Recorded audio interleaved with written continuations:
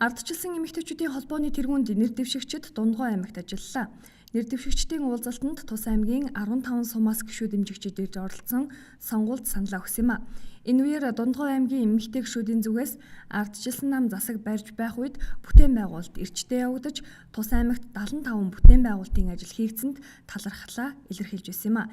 Энэ бүтээн байгуулалтын нэг болох Дундгой аймгийн Ёсол хүндэтгэлийн өргөөнд ардчилсан эмэгтэйчүүдийн уулзалт зохион байгуулагдсан юм а.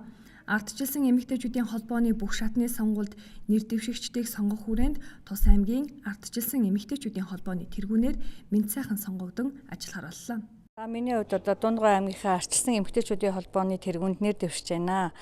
Ардчилсан эмэгтэйчүүдийн тэргүүнд нэр дэвшиж байгаа маань ардчилсан намынхаа бодлого шийдвэрийг хэрэгжүүлэхэд Дундгойхаа энэ олон эмэгтэйчүүдийн дуу хоолой нь болж одоо тэднийхээ эрх ашигыг тууштай дэмжиж ажиллах болно. Мөн уулзалтын үеэр говь нутгийн хөдөлмөрч эмэгтэйчүүдийн Кашмир далай цехийн үзэсгэлэн худалдаа зохион байгуулагдсан юм а.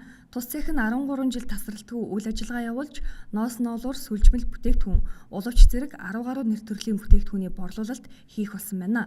Ардчилсан эмэгтэйчүүдийн өрхийн үйлдвэрлэлийг дэмжиж, эмэгтэйчүүдийг ажлын байраар хангах зорилтын хүрээнд дээрх бүсгүйчүүдийн хамтарсан үйлдвэрийг дэмжиж цаашид хамтран ажиллахаа илэрхийлж байсан юм а.